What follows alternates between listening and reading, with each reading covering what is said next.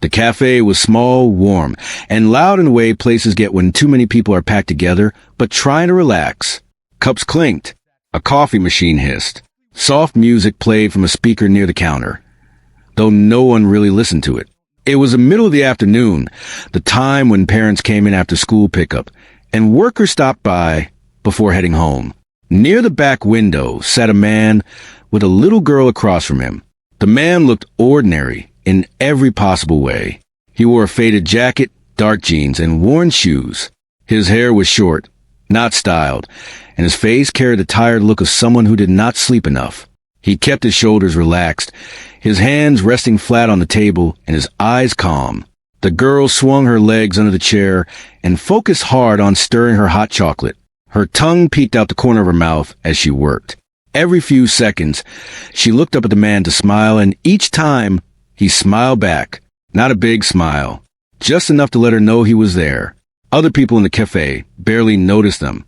They were not loud. They did not take pictures of their food. They did not complain.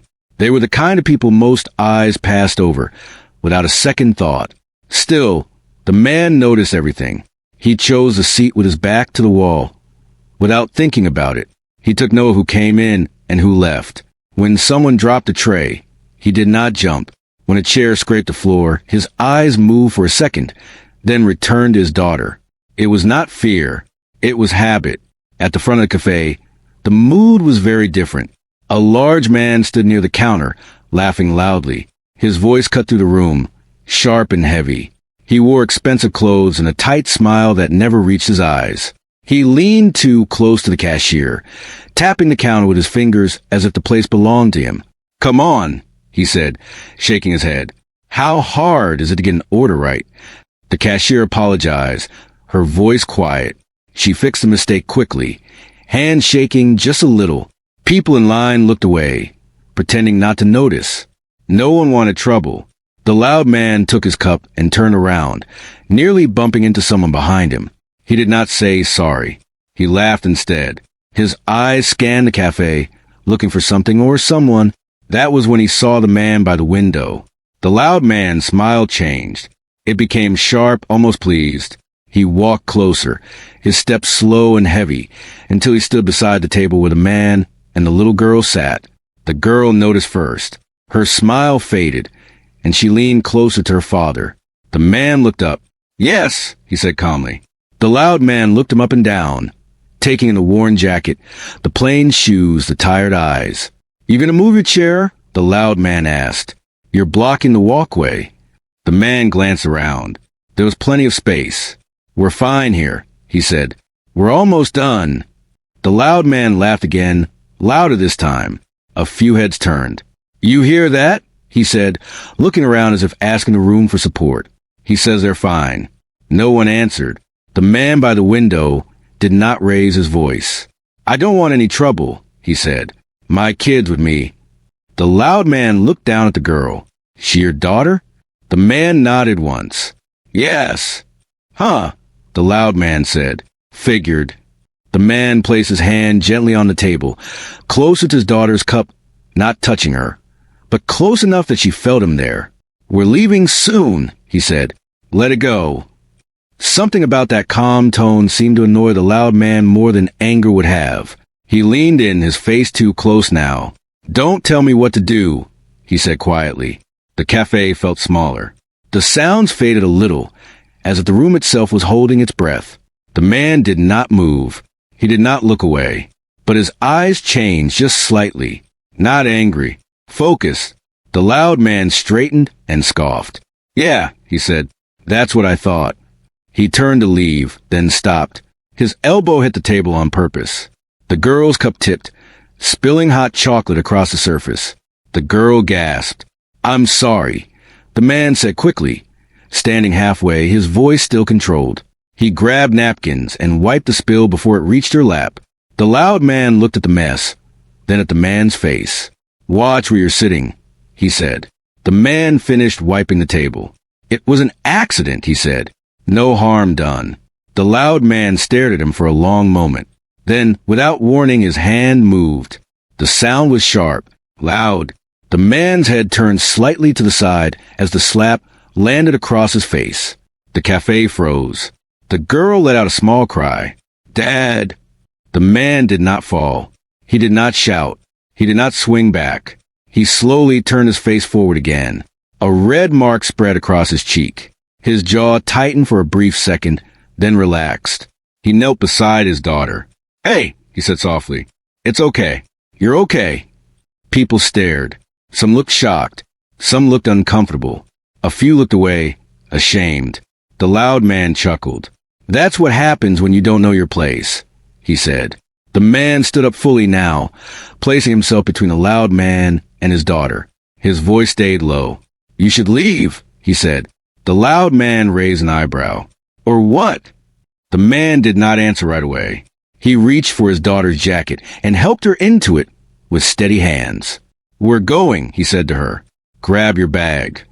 She did, eyes wide, trusting him completely. As they moved toward the door, whispers followed them. "Why didn't he fight back?" Someone murmured. "Poor guy," another said. The loud man smirked, feeling proud, powerful, certain he had won something. He did not notice the way the man paused at the door. He did not see the way the man looked at the exit, then back at the room, as if measuring something invisible. The man opened the door for his daughter and stepped aside, letting her walk out first. Then he followed. Outside, the air was cool and quiet. The man took a slow breath, steadying himself. His hand shook just a little, not from fear, but from holding something back. Inside the cafe, the loud man laughed again, unaware that the calm he had mistaken for weakness was something else entirely. And though no one in that cafe knew it yet, the story was far from over. The man and his daughter walked down the sidewalk without speaking at first. The sound of the cafe faded behind them, replaced by traffic, distant voices, and the wind brushing past parked cars. The girl held her bag tight against her chest, her step smaller than usual. After a few seconds, she looked up at him. "Why did he do that?" she asked. The man did not answer right away. He slowed his pace and gently took her hand. "Some people are angry inside," he said. "They don't know how to handle it." She thought about that. "Did I do something wrong?" "No," he said quickly, stopping now and bending down so they were eye level. "You didn't do anything wrong." "Not at all." She nodded, but her face still looked unsure. He brushed a bit of hair away from her forehead. "You were brave in there," he said. "I'm proud of you." That helped, just a little. They reached their car, an older model with a few scratches on the side. He opened the door for her and waited until she was buckled in before closing it. Only then did he sit behind the wheel. For a moment, he just sat there, hands resting on the steering wheel, staring straight ahead. The red mark on his face was darker now. It throbbed lightly. He barely noticed. What he didn't notice was a feeling in his chest. The familiar one. The pressure. The urge to act. He pushed it down, just like he had learned to do years ago. He started the car and pulled away. At home, the afternoon moved on like any other day. He helped his daughter with homework. He cooked dinner. They laughed at a silly show on TV. Anyone watching from the outside would think nothing had happened. But late that night, after his daughter was asleep, the man sat alone at the kitchen table. The house was quiet, too quiet. He stared at his hands. They were steady, strong, marked by old scars most people would never notice. His jaw tightened. He had promised himself long ago that his life would be different. No more chaos. No more reacting. Especially not in front of his child. Still, the moment replayed in his mind. The slap, the sound, his daughter's voice. He closed his eyes and took a slow breath until the images faded. The next morning, he returned to the same cafe. Not because he wanted trouble, because routine mattered. Letting fear change your life was a kind of loss he refused to accept. The cafe looked the same. Same tables. Same smells. Same soft music. The staff noticed him this time. The cashier's eyes widened slightly when she saw him. She hesitated, then offered a small, careful smile. "Coffee?" she asked. "Yes," he said. "Please." He sat alone near the window again, back to the wall, hands on the table, watching. Other customers whispered. "That's him," someone said quietly. "Why'd he let it happen?" another replied. He ignored them. A few minutes later, the cafe door opened. The loud man walked in. His presence filled the room instantly. He was laughing, talking on his phone, clearly enjoying himself. He spotted the man by the window and grinned. "Well, look at that," he said, in his call. "Guess you missed me." The man did not respond. The loud man walked closer. "You know," he said, "people were talking about you yesterday." Still no response. "That kid of yours," the loud man continued. "She see her old man get smacked like that?" The man's fingers tightened against the table. "Say something," the loud man said, leaning in. The man looked up. "Leave me alone." The loud man laughed. "Or what? You'll cry." A chair scraped nearby. Someone stood up, unsure, then sat back down. The loud man reached out and flicked the edge of the man's coffee cup. It rattled but did not spill. "That's enough," the man said. His voice was still calm, but different now. Clear, solid. The loud man noticed it. His smile faltered for half a second. "What are you going to do?" he asked. The man stood up slowly. "I'm asking you to stop," he said. The cafe went quiet again. The loud man looked around, enjoying the attention. "Hear that?" he said. "He's asking." The man took one step forward. The loud man's grin faded completely. "Back up," he said. "You should leave," the man repeated. The loud man shoved him. It was not hard, just enough to make a point. The man barely moved. That was when something changed. Not in his face, not in his words, in his stance. He adjusted his feet slightly. His shoulders settled. His breathing slowed. Anyone who knew what to look for would have seen it. No one in the cafe did. The loud man raised his hand again. "Don't," the man said. It was not loud. It was not angry. It was final. The loud man hesitated. For the first time, doubt crossed his face. And though he did not understand why, he suddenly felt very unsure about what he was about to do. The cafe door opened again. Someone walked in, breaking the moment. The loud man scoffed and stepped back. "This isn't over," he said. The man did not answer. The loud man turned and left, pushing past people on his way out. The room slowly returned to life. The man sat back down. His hands trembled now just slightly. He wrapped them around his coffee cup and stared out the window. The line had almost been crossed, and he knew, deep down, that next time, walking away might not be an option. The next few days passed without incident, but the tension did not leave him. It followed him like a shadow. At work, he stayed focused. At home, he stayed patient. With his daughter, he stayed gentle. Still, something sat heavy in his chest, as if his body knew trouble was coming before his mind did. On the fourth day, the school called late in the afternoon. His daughter had stayed after class to finish a project, and pickup would be later than usual. He said he was on his way and grabbed his keys. The sky was gray when he pulled into the parking lot near the cafe. He noticed the same expensive car parked out front. His jaw tightened and relaxed. Coincidences happened. He reminded himself of that. Inside, the cafe was quieter than usual. Only a few customers sat scattered around. He ordered a drink to go and waited near the counter, keeping his back to the wall out of habit. That was when he heard the laugh. It was the same voice. Loud, confident, too comfortable. The man stood near the window with two others, telling a story with big gestures.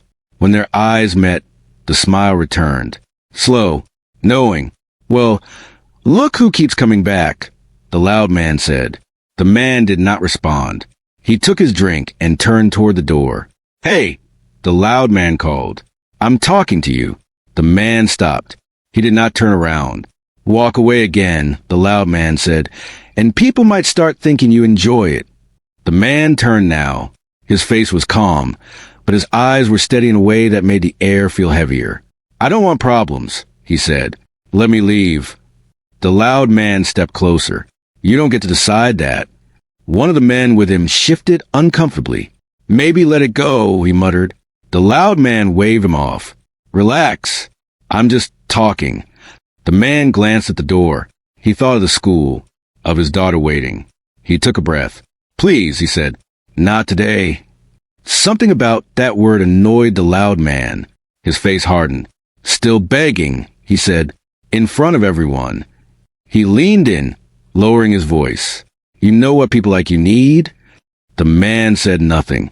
A lesson, the loud man finished. He reached out and grabbed the man's sleeve.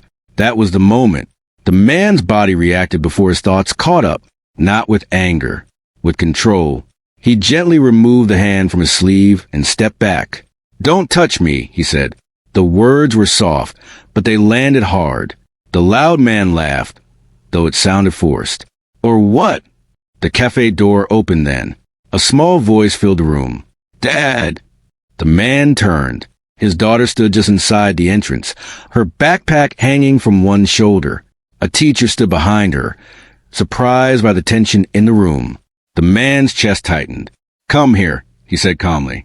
She walked toward him, eyes moving between the adults. The loud man noticed her. His smile returned, slow and cruel. Ah, he said, there she is. The man placed himself between them, without thinking. His hand rested lightly behind his daughter's back. Step away, he said. The loud man looked at the child, then back at the man. Or what? He repeated. The man leaned in just enough for only him to hear. This ends now, he said. The loud man scoffed. You don't scare me. The man straightened. His voice was calm, but it carried. Everyone can hear you, he said. There's a child here. People had stopped talking. Phones were slowly lowered. The teacher shifted, unsure whether to intervene. The loud man hesitated. His eyes flicked around the room. He did not like the way the attention felt now.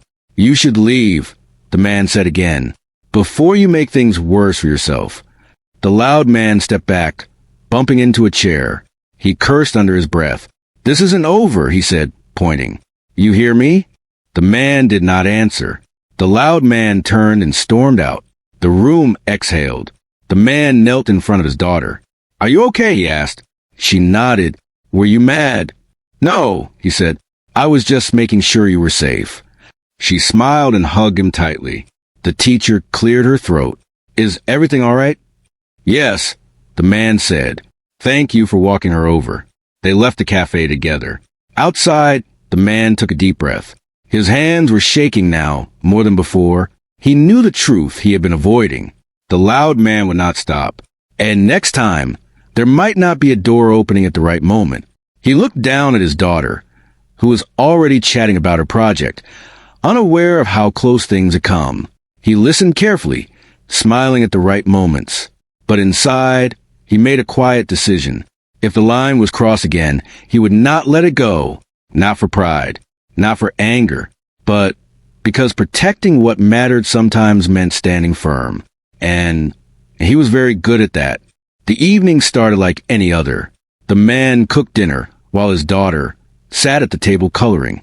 She talked about school, about a friend who made her laugh, about a test she felt good about. He listened closely, answering when needed, smiling when she looked up to check if he was paying attention. After dinner, he washed the dishes and helped her pack her bag for the next day. When it was time for bed, he tucked her in and stayed until her breathing slowed and her eyes closed. Only then did he turn off the light and step quietly into the hallway. He stood there for a moment, listening to the house. The quiet felt heavy again. Later that night, his phone buzzed. A message from an unknown number. No words, just a picture. It was taken outside the cafe. His chest tightened. He did not reply. He turned the phone face down on the table and sat back. This was no longer chance. He had hoped it would fade on its own. He had hoped wrong. The next afternoon, he picked his daughter up from school early. We're going for a walk, he said. Ice cream. She cheered. They walked through a small park near the cafe. The air was warm. Kids ran past him laughing. Parents sat on benches scrolling on their phones. Everything looked normal. He saw the expensive car before he saw the man. It was parked at the curb, engine off. The man leaned against it, arms crossed, watching. The man slowed his steps but did not stop. His daughter skipped ahead, distracted by a dog on a leash. Hey, the loud man called. The man stepped slightly in front of his daughter. You've been following me, he said. The loud man shrugged. You keep showing up. This ends, the man said. Right now. The loud man laughed. You don't get to decide that. A few people nearby glanced over, sensing tension. Walk away, the man said. I'm asking you one last time. The loud man took a step closer. What happens if I don't? The man's voice dropped lower. Nothing good. The loud man scoffed and reached out, grabbing the man's jacket. That was when everything changed. The man moved, not fast, not slow, just enough. He stepped inside the grip, turned his shoulder, and gently but firmly broke the hold. The loud man stumbled back, surprised more than hurt. The movement was clean, controlled, silent. People froze. The loud man stared at him now, eyes wide. What was that? The man did not answer. He positioned himself again between the loud man and his daughter. Stay back, he said. The loud man lunged again, clumsy with anger. This time, the man caught his wrist, twisted just enough to stop the motion, and guided him down to one knee. There was no slam, no strike, just balance taken away. The loud man gasped, more shocked than anything else. Let go, he shouted. Calm down, the man said. I don't want to hurt you. The words were real. A passerby pulled out a phone. Another called out for help. The man released his grip and stepped back. The loud man scrambled his feet, face red, breathing hard. His confidence was gone now, replaced by fear and anger mixed together. You think you're special? He yelled. The man shook his head. No. Sirens sounded in the distance. The loud man backed away. This isn't over, he muttered. He got into his car and sped off.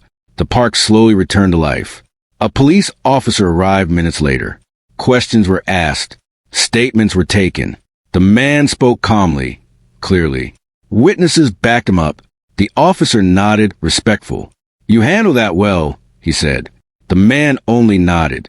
As they walked home, his daughter looked up at him. How did you do that? She asked. He smiled gently.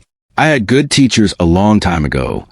That night, after she was asleep, he sat alone again. He knew the truth could no longer stay buried.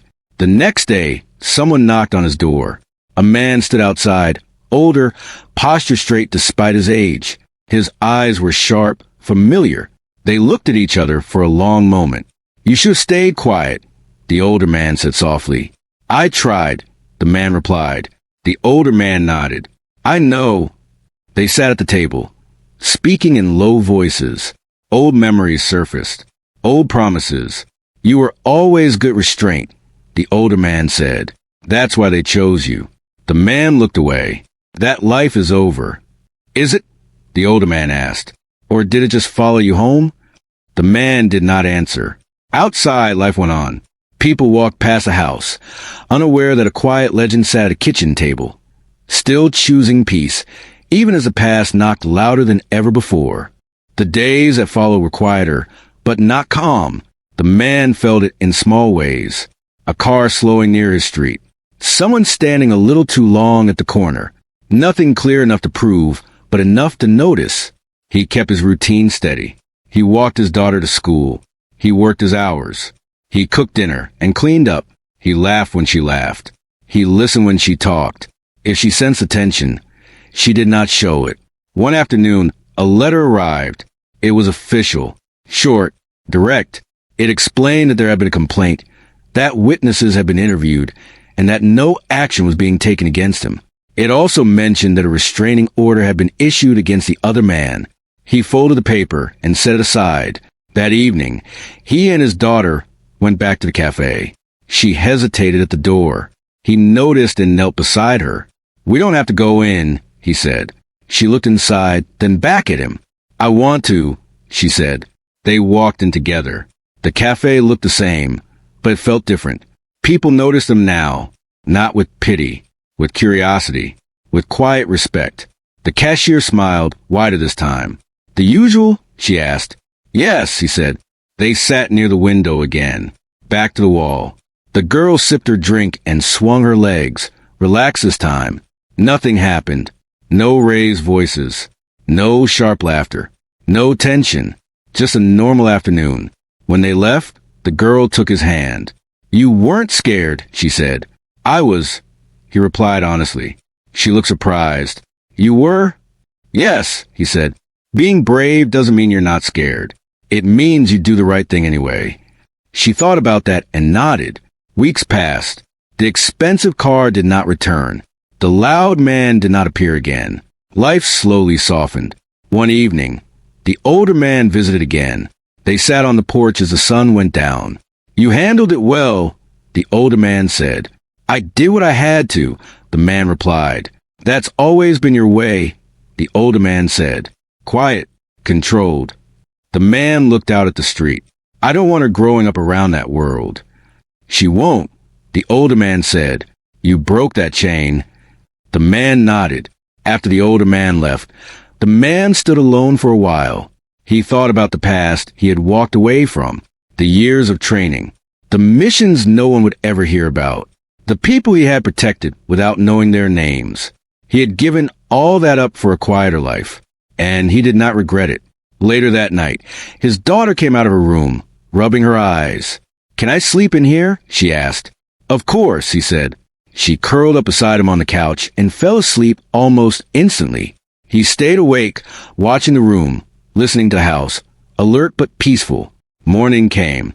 He made breakfast, packed lunches, tied shoes. At school, his daughter waved and ran inside. He stood there a moment longer than usual, watching until the door closed behind her. On his way home, he passed a cafe. He looked into the window and saw strangers laughing, cups raised, lives moving forward. He kept walking. He was not a hero in their story, and that was fine. That evening, he helped his daughter with homework. She struggled with a math problem and frowned. It's hard, she said. Most important things are, he replied. She smiled and tried again. Outside, the world kept turning. Inside, the man sat with his child, choosing patience over pride, peace over attention. The strength he carried was not loud. It never needed to be.